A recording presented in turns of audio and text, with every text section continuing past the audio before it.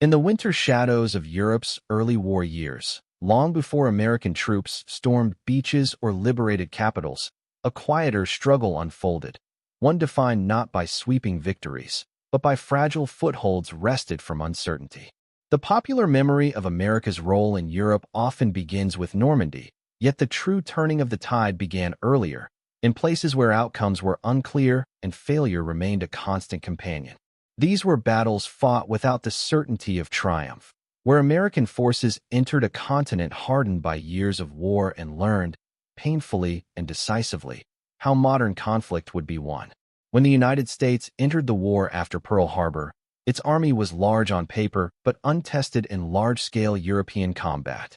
American soldiers crossed the Atlantic into a strategic environment shaped by German victories, British endurance, and Soviet sacrifice. Europe was not waiting for salvation. It was a battlefield already soaked in blood. The first American engagements would not be glorious climaxes, but brutal examinations, tests of leadership, doctrine, logistics, and morale. In these early encounters, the outcome of the wider war still hung in the balance. The German army in Europe was not merely experienced, it was confident, methodical, and deeply entrenched. Its officers had refined combined arms warfare across Poland, France, and the Soviet Union. For American commanders, many of whom had never faced a modern mechanized enemy, the challenge was existential. Victory was not guaranteed by industrial power alone.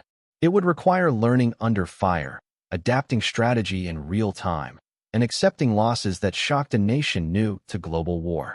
Across forgotten valleys, windswept plains, and obscure towns, American units began to collide with German forces in engagements that rarely earned headlines. These battles were not always decisive in isolation, but together they formed the foundation upon which later triumphs were built.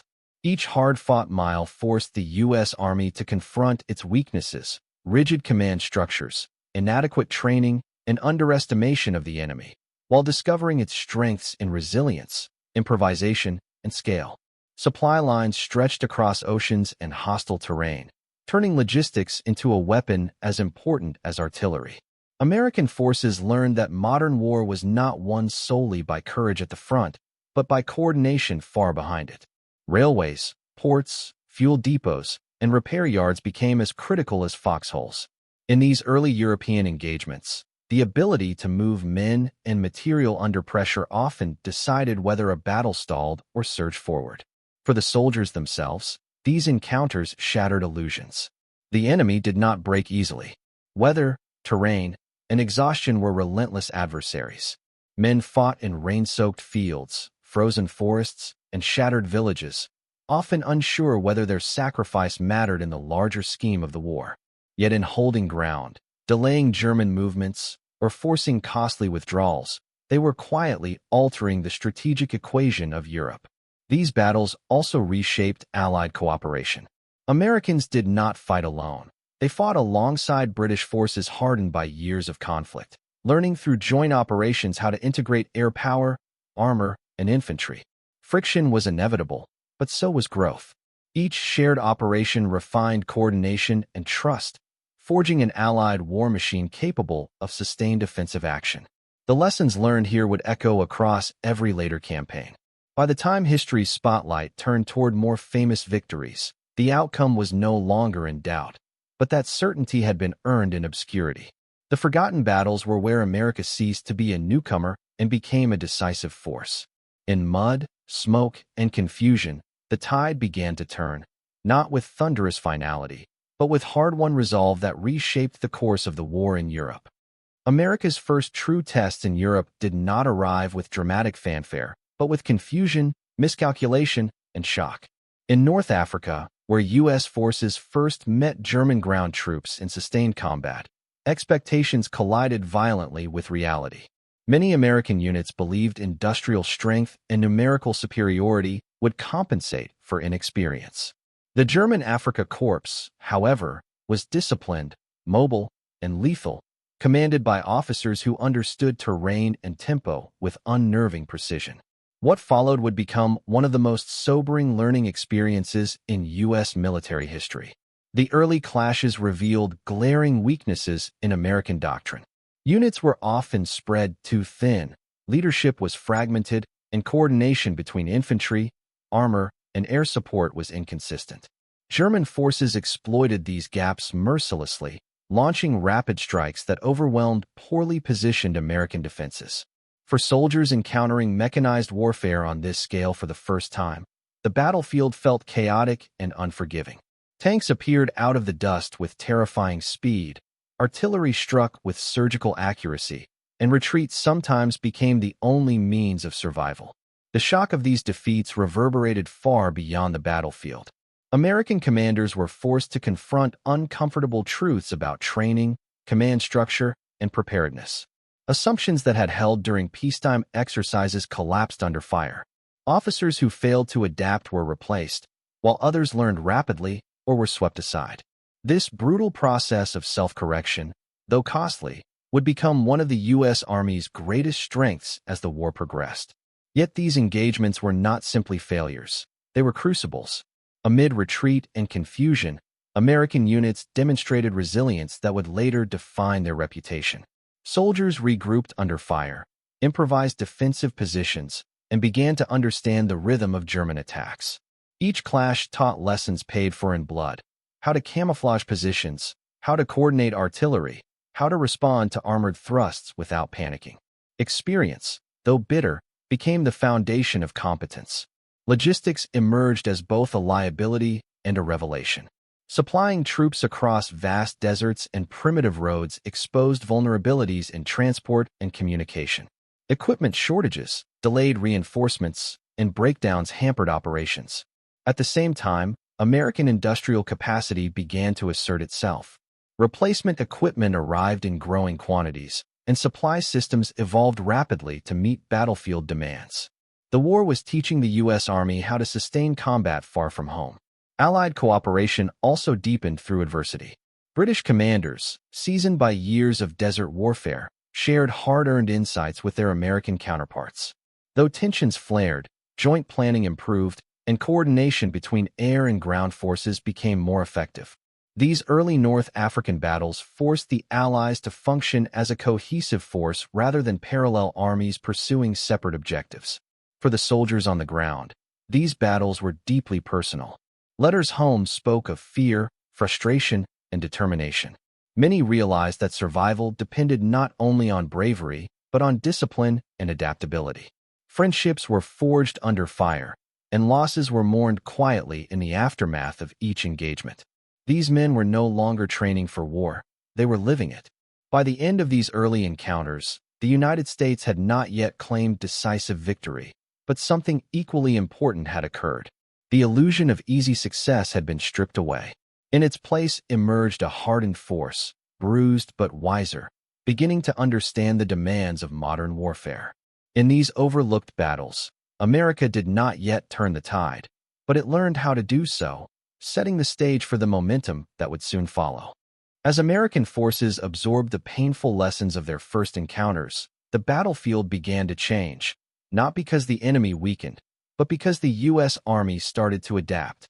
In the rugged terrain of Tunisia, amid narrow passes and broken hills, American units faced a German force determined to hold ground at all costs. These were not grand offensives aimed at headlines, but grinding struggles over roads, ridgelines, and supply routes whose importance was understood only by those fighting over them. Control of these spaces would determine whether the Allies could advance or remain stalled at the edge of Europe. German commanders continued to exploit terrain with precision, using high ground to channel American advances into killing zones. Yet American units were no longer meeting these tactics blindly. Infantry began coordinating more closely with artillery, learning to suppress enemy positions before advancing. Air support, once poorly synchronized, became increasingly effective as communication improved. Each engagement refined the American approach, turning previous failures into tactical awareness that slowly eroded German advantages. One of the most critical shifts occurred in command philosophy. Rigid adherence to pre-war doctrine gave way to flexibility born of necessity. Junior officers were granted greater autonomy to react to changing conditions, allowing units to maneuver rather than freeze under pressure. This decentralization of decision-making, learned the hard way, became a defining characteristic of American operations. In these forgotten battles, leadership was no longer theoretical. It was measured in minutes, meters, and survival. Logistical improvements also began to bear fruit. Supply depots were repositioned closer to the front, reducing delays in ammunition and fuel delivery. Repair units worked relentlessly to keep tanks and vehicles operational, often under enemy fire. The American ability to sustain combat, once uncertain, grew steadily more reliable. German forces, already stretched by commitments on multiple fronts, found themselves facing an opponent that could absorb losses and return stronger with each passing week.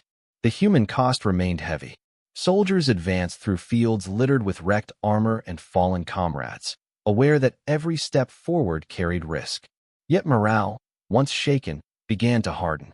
Successes, however limited, proved that German forces were not invincible. Holding a hill, repelling a counterattack, or forcing a withdrawal carried significance beyond the tactical map. These moments rebuilt confidence, not through propaganda, but through lived experience. Allied coordination reached new levels during this phase. American and British units increasingly operated as integrated forces, sharing intelligence and coordinating movements. Air power was used not just to bomb targets, but to shape the battlefield, disrupting enemy reinforcements and supply lines. This synchronization of arms marked a turning point in effectiveness, demonstrating that learning had replaced assumption as the guiding principle of Allied operations.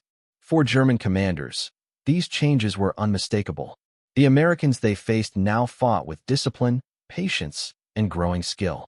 Counterattacks met stronger resistance, and advances encountered layered defenses rather than scattered units. The war in North Africa was no longer a proving ground for inexperienced troops. It was becoming a battlefield where momentum slowly shifted toward the Allies. By the time the campaign approached its conclusion, the significance of these battles was clear, even if history would later overlook them. America had transformed from a force reacting to German initiative into one capable of shaping the fight. The tide in Europe had not yet surged forward, but in these harsh, contested spaces, it had unmistakably begun to turn. With hard-earned experience behind them, American forces began to press forward with a new sense of purpose. The fighting shifted from survival to momentum, as Allied commanders sought not merely to withstand German blows, but to seize and hold the initiative. In the muddy valleys and contested crossroads of Western Europe's outer defenses, these lesser-known battles became laboratories for the kind of warfare the United States would soon conduct on a continental scale. German units, though still formidable, were now fighting a war of containment. They launched sharp counterattacks designed to delay, disrupt, and bleed advancing American formations. Each village, bridge, and hedgerow became a potential strongpoint. The terrain itself was weaponized, narrow roads were mined, fields were pre-registered for artillery fire, and withdrawal routes were carefully planned to avoid encirclement. Yet, even this calculated defense began to show strain as American pressure mounted. The U.S. Army's growing mastery of combined arms proved decisive. Infantry advanced under protective barrages, tanks were used more cautiously and effectively, and engineers moved forward to clear obstacles and restore mobility.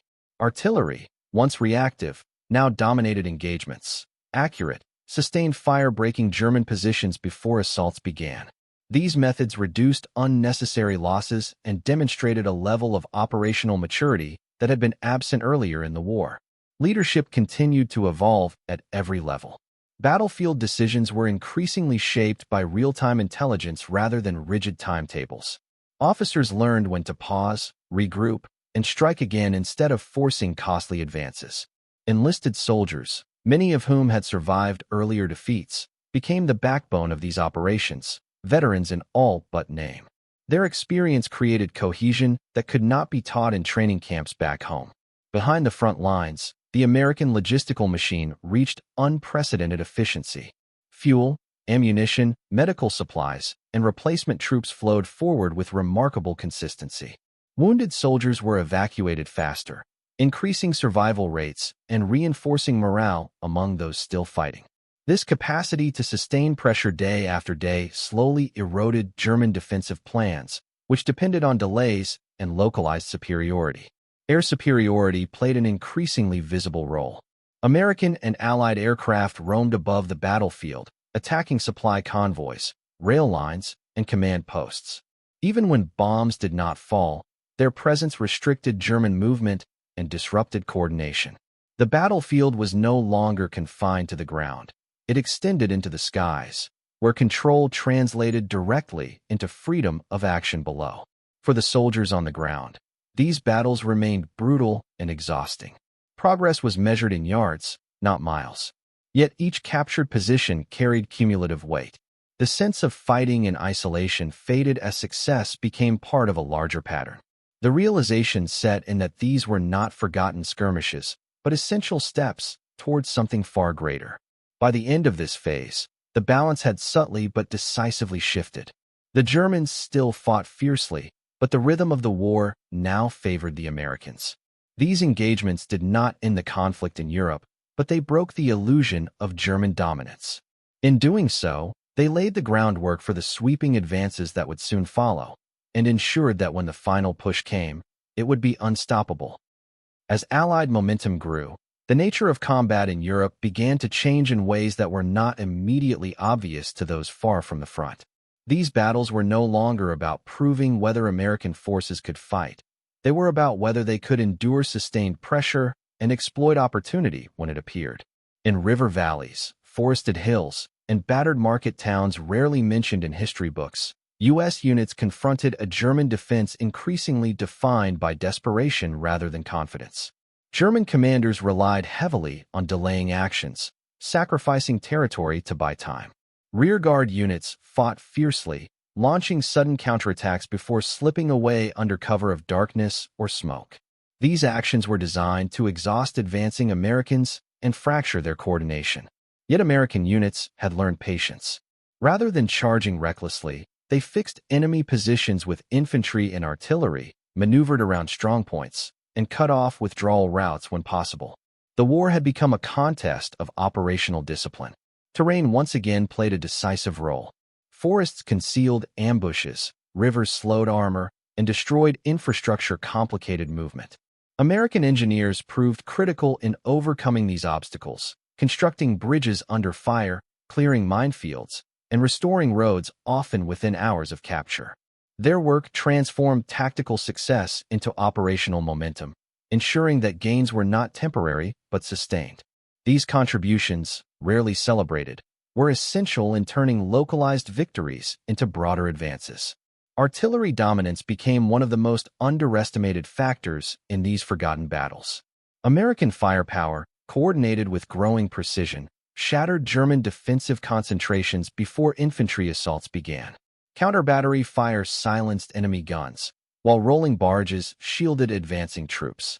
This methodical use of fire reduced casualties and sapped German morale, reinforcing the sense that American forces could now dictate the tempo of engagement rather than merely respond to it. For the soldiers advancing through contested regions, exhaustion was constant. Sleep came in brief intervals, often interrupted by shellfire or alarms. Food was eaten cold, uniforms were soaked with rain and mud, and fear remained ever-present. Yet cohesion held. Veterans guided replacements, non-commissioned officers enforced discipline, and units pressed forward despite losses. These men were no longer learning how to fight. They were fighting with confidence born of survival. German resistance, though fierce, revealed growing strain.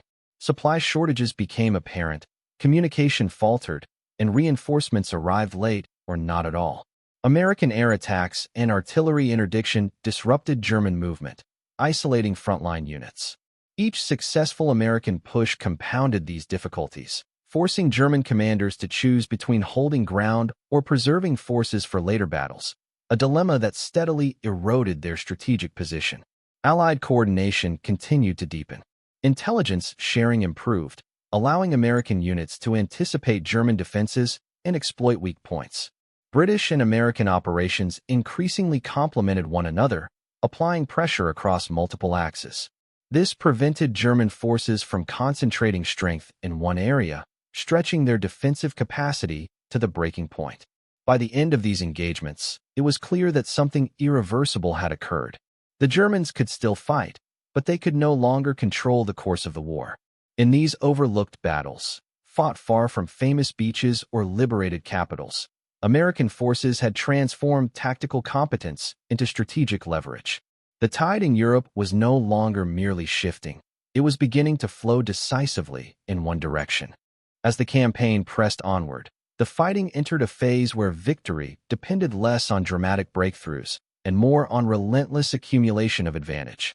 American units advanced through regions scarred by years of occupation, where civilians watched cautiously from ruined doorways and shattered farms. Each mile forward carried political and psychological weight, signaling not just military progress, but the slow collapse of German control across Western Europe's interior. The German response grew increasingly fragmented. Elite formations still existed, but they were often understrength and stretched thin. Commanders were forced to commit reserves piecemeal, rushing units into battle without adequate preparation or coordination. These hastily assembled defenses could delay American advances, but rarely stop them outright. The balance of initiative now belonged firmly to the attackers, who chose when and where to apply pressure. American commanders refined their operational art with each engagement. Rather than attacking along narrow fronts, they probed widely, identifying weak seams in German defenses. Once found, these points were exploited with speed and overwhelming firepower. Armor and mechanized infantry surged forward to cut supply lines and force withdrawals, transforming local successes into cascading retreats. The Germans increasingly found themselves reacting rather than planning. The human cost of this grinding advance was immense. Casualties mounted, not in single catastrophic moments, but through constant exposure to artillery fire, snipers, and ambushes. Medical units worked tirelessly, establishing forward aid stations often within range of enemy guns. Improvements in battlefield medicine saved countless lives, allowing wounded soldiers to return home or even back to duty. These unseen efforts sustained morale and reinforced the sense that no sacrifice was ignored. Civilian encounters added complexity to these battles. Liberated towns bore the scars of occupation, shortages, reprisals, and fear etched into everyday life. American soldiers were often the first symbol of freedom these communities had seen in years. This interaction, though brief, reinforced the broader purpose of the campaign. The war was no longer an abstract struggle, but a visible fight for the lives and futures of ordinary people. German morale, once bolstered by victories and ideology, began to erode under constant pressure. Units fought on out of duty and discipline rather than belief in ultimate success. Desertions increased, surrender became more common, and defensive positions were abandoned sooner than before. The psychological balance of the battlefield had shifted as surely as the physical one. Air power continued to amplify American advantages. Close air support struck retreating columns, bridges, and crossroads, turning withdrawals into chaotic escapes. German attempts to regroup were often detected and disrupted before they could take shape. The sky, once contested, now largely belonged to the Allies, further constraining German options and accelerating their loss of control. By the close of this stage, the war in Europe had entered a new reality. The German army was no longer fighting to win, but to delay the inevitable. These battles, largely absent from popular memory, marked the moment when American power became irresistible. Step by step, town by town, they transformed momentum into dominance, and made clear that the end of the war was no longer a question of if, but when. The advance carried American forces deeper into territory the German high command had once considered secure. What had been defensive lines on maps were now little more than reference points as U.S. units pushed forward with growing confidence. These battles unfolded without the drama of famous invasions, yet their impact was profound, steadily hollowing out Germany's ability to sustain a coherent defense in Western Europe.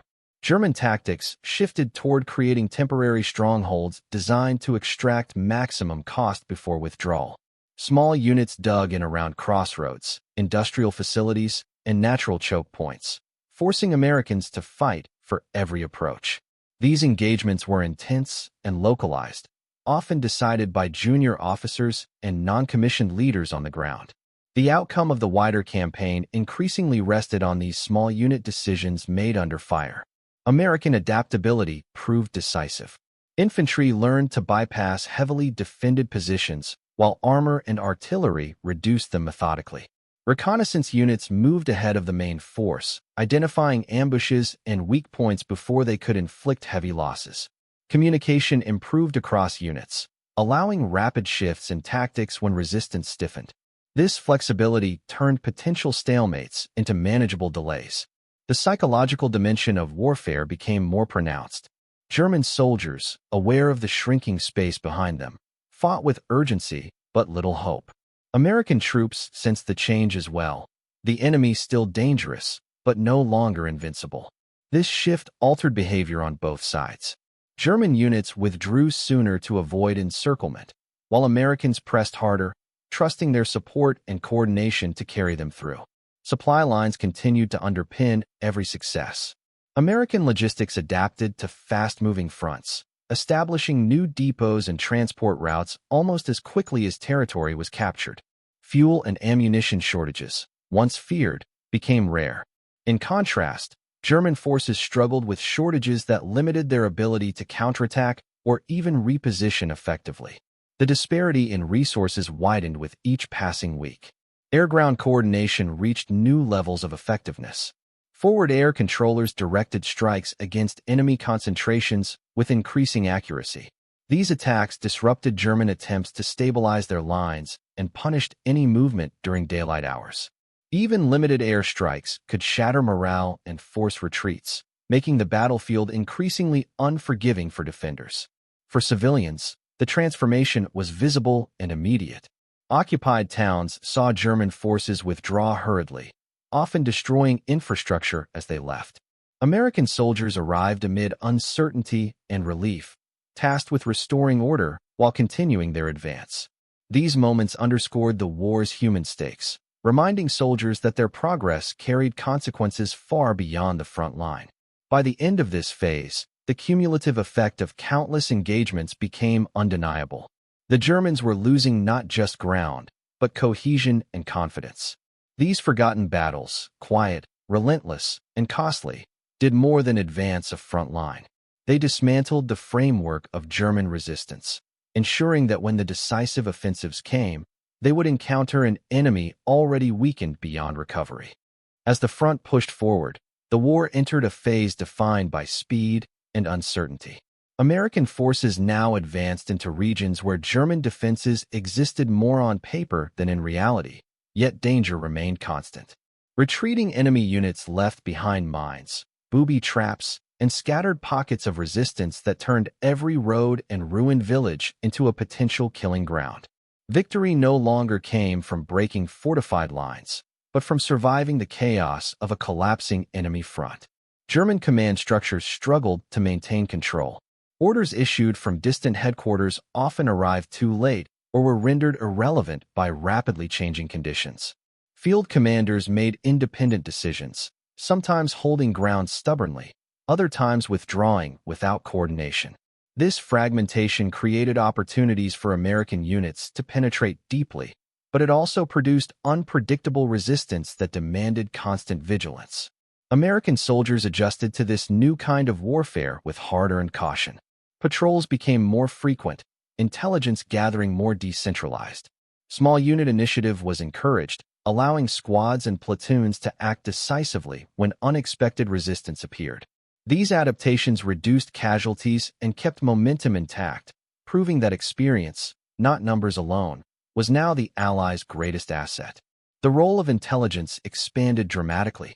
Captured documents, intercepted communications, and civilian reports provided valuable insight into German movements and intentions. American units increasingly fought with an understanding of the enemy's weaknesses, exploiting shortages and disorganization.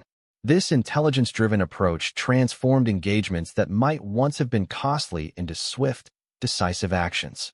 Logistical superiority continued to shape the battlefield. Mobile supply units followed closely behind advancing troops, ensuring that pauses for resupply were brief. The ability to sustain rapid movement prevented the Germans from establishing new defensive lines. Each mile gained compounded the strain on enemy forces, forcing them into ever more desperate measures. For the German soldier, the war had become a fight against time. Retreats were exhausting, morale eroded, and faith in ultimate victory faded.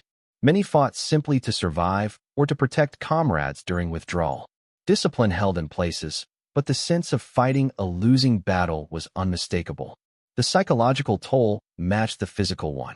American air power remained a constant presence, punishing retreat and disrupting regrouping efforts. Roads clogged with vehicles became targets, turning orderly withdrawals into disorganized flights. Bridges were destroyed before they could be used, further complicating German movements. The sky itself had become a weapon that accelerated collapse. By this stage, the cumulative impact of these forgotten battles had reshaped the war in Europe. The German army was no longer capable of mounting a unified defense in the West. American forces, hardened and confident, moved forward not as learners but as veterans. These engagements, rarely remembered by name, ensured that when the final reckoning came, it would find Germany already unraveling from within. The advance now carried American forces into landscapes marked by the visible strain of a retreating enemy. Roads were littered with abandoned equipment, burned-out vehicles, and hastily destroyed supply dumps. These signs told a story more eloquent than any intelligence report. The German army was shedding weight in an effort to survive. Yet, even in retreat, the enemy remained dangerous, capable of sudden violence when opportunity presented itself. German rearguard actions grew sharper and more unpredictable. Small, determined units delayed American columns with ambushes and surprise artillery fire before vanishing into forests or ruined towns. These actions bought time for withdrawals farther east, but at a heavy cost. Each delaying battle depleted irreplaceable manpower and equipment, accelerating the overall collapse. What once had been a calculated strategy now bordered on desperation. American commanders responded with increasing sophistication. Reconnaissance and firepower were used to neutralize resistance before it could fully develop. Infantry advanced with caution, supported by armor and artillery ready to respond instantly. The emphasis shifted toward minimizing losses while maintaining relentless pressure. This balance between aggression and restraint reflected an army that had learned the brutal economics of prolonged combat. The human experience of these battles remained harsh. Soldiers lived in constant readiness, unsure whether the next village would offer quiet passage or sudden death. Fatigue accumulated, and nerves were stretched thin. Yet discipline endured, reinforced by trust in leadership and the knowledge that the enemy's strength was waning. Each successful engagement strengthened belief in the eventual outcome. Civilians continued to play an unspoken role in these operations. Their movements, warnings, and silences provided clues about enemy presence. Many offered assistance despite the risks, guiding troops around hazards or identifying mined areas. These interactions, fleeting but meaningful, underscored the shared cost of the conflict and the hope attached to the American advance. German logistical failure became increasingly evident. Fuel shortages immobilized vehicles, ammunition grew scarce, and communications broke down. Units often fought with limited support, relying on whatever resources remained at hand. This scarcity magnified the impact of American pressure, turning tactical setbacks into strategic crises. Air superiority ensured that German withdrawals were rarely orderly. Daylight movement invited attack, forcing troops to travel at night and further slowing their retreat. Bridges, railways, and supply routes were systematically destroyed or rendered unusable. The German army's ability to regroup diminished with each passing day. By this point, the war's direction was unmistakable. These engagements did not produce dramatic headlines, but they stripped away the enemy's capacity to resist in depth. The forgotten battles of this phase transformed retreat into rout, ensuring that when decisive confrontations finally arrived, they would meet an opponent already weakened by relentless, cumulative defeat. As spring deepened, American forces entered the heart of Germany, confronting fortified towns, industrial complexes, and heavily mined countryside. These battles were grueling and methodical, often fought street by street or building by building. Unlike the grand offensives chronicled in history books, these engagements relied on patience, discipline, and relentless pressure. Each captured town was a tactical victory, but collectively, They eroded the German army's ability to coordinate, resupply, or maintain morale. German commanders increasingly resorted to desperate measures. Units were hastily reorganized, and reserves committed piecemeal to plug gaps in the line. Artillery and mortars were concentrated in localized zones to create temporary firepower superiority. Yet despite these efforts, the U.S. Army's operational flexibility, combined arms tactics, and continuous reinforcement prevented the enemy from regaining control. Even elite formations struggled to hold ground for more than a few days before being forced to withdraw. American infantry, having gained extensive experience from earlier campaigns, executed assaults with precision. Urban combat, once perilous due to narrow streets and fortified positions, was now systematically addressed through coordinated artillery, armored support, and tactical maneuvers. Engineers cleared obstacles, bridges, and mines, ensuring that the advance did not stall. This integration of disciplines turned complex operations into achievable objectives, demonstrating how cumulative experience translated into battlefield efficiency. The human cost remained undeniable. Soldiers endured constant stress, fatigue, and danger, with casualty rates reflecting both the intensity of operations and the steadfast determination to maintain momentum. Medical units worked under pressure, treating wounded soldiers near the front and returning them to service whenever possible. The ability to sustain human resources under these conditions was a crucial factor in maintaining continuous pressure on German defenses. Civilians continued to play a subtle, yet significant role. They provided intelligence, guided units through terrain, and occasionally assisted with clearing obstacles or securing safe routes. Their presence underscored the dual nature of warfare, a conflict that was as much about protecting and restoring life as it was about defeating the enemy. The liberation of towns became both a tactical necessity and a moral imperative. German forces, increasingly demoralized, struggled to maintain cohesion. Desertion and surrender became more frequent, and localized resistance could not be reinforced. The psychological impact of relentless American pressure, combined with the cumulative effect of previous defeats, made effective defense almost impossible. Each retreat weakened remaining formations and limited future options. Air power continued to dictate operational tempo. Tactical bombings of railways, bridges, and supply depots further constrained German mobility. Observation and close support ensured that American units could maneuver effectively while limiting exposure to ambush. Control of the skies amplified the effect of ground operations, turning obstacles into manageable challenges rather than insurmountable barriers. By the end of these battles, it was clear that American forces had transformed the dynamics of the European theater. German armies could no longer dictate terms of engagement, and even well-planned defenses were vulnerable to sustained, coordinated assaults. The seemingly forgotten battles, those fought town by town, mile by mile, had cumulatively created the conditions for the ultimate collapse of German resistance.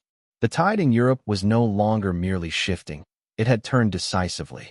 By the late spring of 1945, American forces pressed relentlessly toward the Rhine and deeper into the German heartland. The battles of this period were defined by a combination of attrition and maneuver, where the sheer weight of American logistics and firepower began to overwhelm remaining German units. Roads, rivers, and railways became both opportunities and hazards, as retreating forces laid mines, demolished bridges, and sought to delay the inevitable. Each advance required careful coordination and constant vigilance. German units increasingly relied on local knowledge and improvisation to mount resistance. Towns were transformed into defensive nodes, forests became ambush zones, and fortified positions leveraged every possible advantage. Yet these measures, while momentarily effective, could not compensate for shortages of fuel, ammunition, and manpower. Even elite units were worn down by relentless pressure and increasingly unpredictable battlefield conditions. Their resistance had become tactical rather than strategic. American forces applied lessons learned from months of continuous combat. Infantry and armor operated in tight coordination, with engineers clearing obstacles as part of the initial assault. Artillery and air support were integrated to neutralize enemy positions before troops engaged directly. This operational maturity allowed American forces to minimize casualties while maintaining momentum, turning what could have been costly sieges into methodical, controlled victories. The human toll of these operations was immense, but manageable due to the resilience and experience gained over prior campaigns. Soldiers had learned to operate under constant threat, to improvise when plans failed, and to rely on one another for survival. Morale remained remarkably high, fueled not only by the knowledge of approaching victory, but by the confidence born of repeated success under fire. Civilians, long oppressed under occupation, now emerged into the streets to witness the advance. Their presence was both a reminder of the stakes of the conflict and a motivator for soldiers. Protecting towns, preventing looting, and restoring essential services became part of every operation. The liberation of civilian populations intertwined with tactical objectives, reinforcing the broader purpose of the campaign. German forces, increasingly fragmented, often fought in isolated pockets, lacking the ability to coordinate effectively. Counterattacks, once a hallmark of German doctrine, became sporadic and poorly executed. Morale collapsed as soldiers recognized the futility of resistance. Surrenders became commonplace, and the efficiency of American operations meant that even isolated units were quickly neutralized.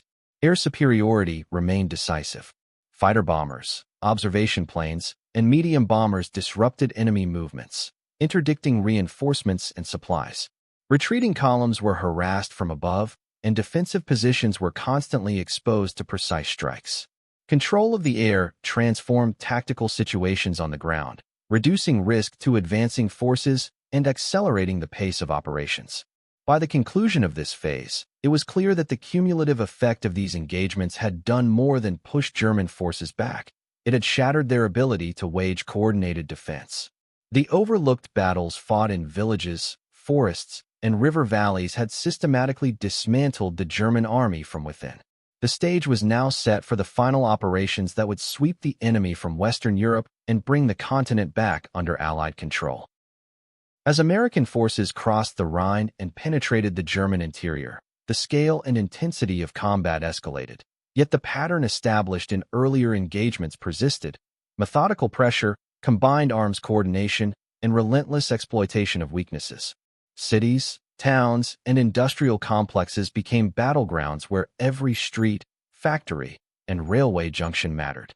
Victory was no longer measured solely in territory gained, but in the erosion of enemy capability and the preservation of operational momentum. German defenses were increasingly improvised. Units attempted to hold bridges, key crossroads, and fortified buildings, yet manpower shortages and logistical breakdowns limited effectiveness. Even elite divisions were unable to resist the cumulative force applied by well-coordinated American operations. Resistance became fragmented, with isolated pockets fighting bravely, but strategically irrelevant to the broader picture. The war in the West was slipping irreversibly out of German hands. American tactical proficiency reached new heights. Infantry assaults were meticulously coordinated with armor, artillery, and air support. Engineers cleared obstacles and restored supply routes in near real time, preventing delays that might have allowed the Germans to regroup. Communication networks allowed commanders to respond immediately to unexpected developments, maintaining cohesion even in complex urban or forested environments. These operations reflected an army that had transformed experience into mastery. The soldiers endured harsh conditions, yet their resolve remained unbroken. Exhaustion, exposure, and constant danger were mitigated by discipline, camaraderie, and the knowledge that previous sacrifices had honed their effectiveness. Units moved with confidence, often anticipating enemy tactics and exploiting predictable weaknesses. The once terrifying German army was now on the defensive, reacting to American initiative at every turn. Civilians experienced the advance as liberation and protection. After years of occupation, towns welcomed the Americans, often providing guidance, local intelligence, and assistance in maintaining order. Soldiers were conscious of the human stakes, balancing military objectives with the responsibility to safeguard populations. These interactions reinforced the moral dimension of the campaign, where military success was inseparable from humanitarian considerations. German morale, already fragile, eroded under the weight of constant setbacks. Retreats became routes, and surrender increased, with soldiers recognizing the futility of further resistance. Even localized victories could no longer inspire confidence across a collapsing front. The psychological impact of relentless American pressure compounded material shortages, further diminishing the enemy's capacity to fight effectively. Air power ensured that German units could neither regroup nor maneuver freely. Tactical bombing disrupted supply lines, destroyed key infrastructure, and prevented reinforcements from reaching critical points. Observation aircraft provided constant intelligence, allowing American commanders to direct forces with precision. Control of the skies magnified the effectiveness of ground operations, reinforcing the unrelenting pressure applied to every German position. By the end of this phase, it was evident that the once formidable German defense had been systematically dismantled.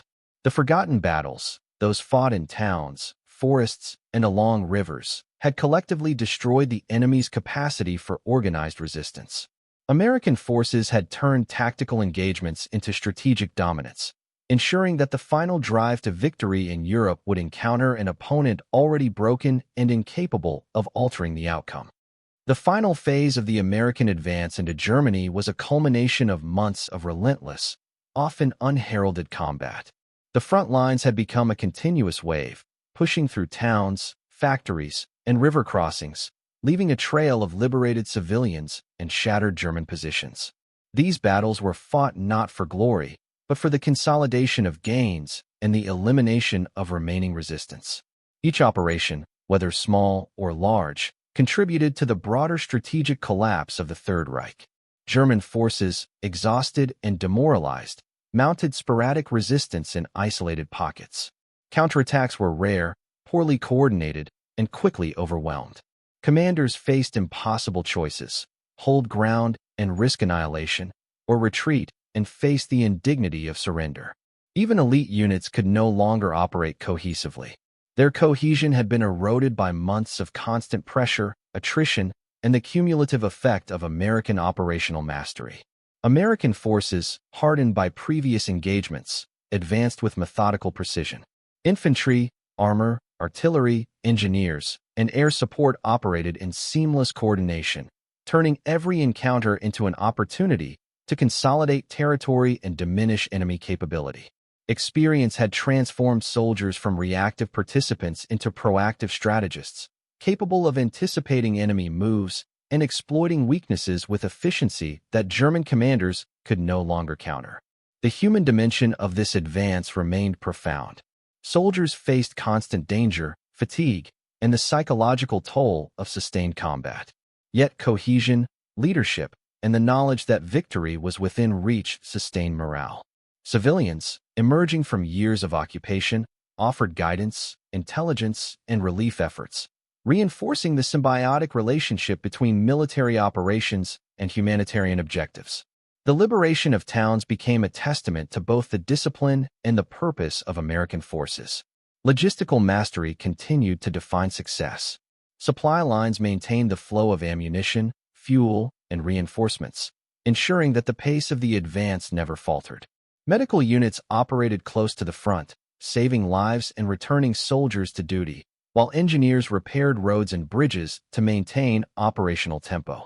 The ability to sustain forces in continuous motion amplified the effect of tactical victories, converting them into strategic dominance.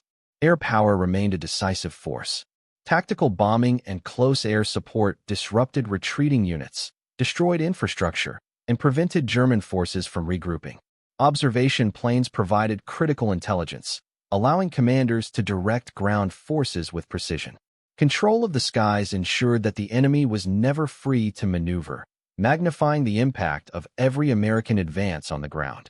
By the conclusion of these final operations, the German army was a shattered shell, unable to resist the coordinated, relentless push of American forces. The battles, often overlooked in the shadow of more famous engagements, had systematically dismantled both the physical and psychological capacity of the enemy to fight. Towns, rivers, and crossroads, once contested fiercely, now lay under American control, signaling that resistance had been broken. In retrospect, These forgotten battles were among the most significant in shaping the outcome of the European theater. They transformed the U.S. Army from a force learning to survive into one capable of imposing strategic will across a continent. The tide of war, shaped by countless engagements in villages, forests, and river valleys, had decisively turned. By the time the final surrender came, it met an enemy already undone, a testament to the relentless, disciplined, and courageous efforts of American soldiers and commanders who had learned, adapted, and prevailed at every step.